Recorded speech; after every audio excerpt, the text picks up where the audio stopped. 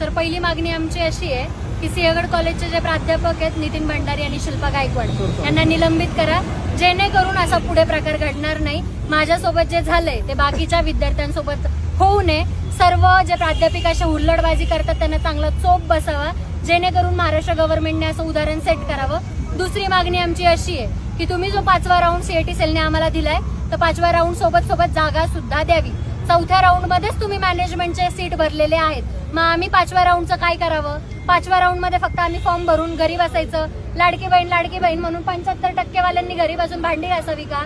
तुम्ही आम्हाला जागा सुद्धा द्याव्यात. 5वा राऊंड देताय तर जागा सुद्धा द्या. तिसरा आणि सगळ्यात महत्वाचा मुद्दा म्हणे, आम्ही डोनेशन भरण्याच्या अवस्थेत नाही.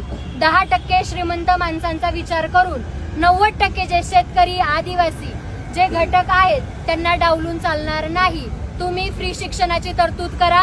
आम्हाला ऍडमिशन घ्यायचंय, आमचा हा मूलभूत अधिकार आहे. तुम्ही आमच्याकडून डोनेशन मागू शकत नाही.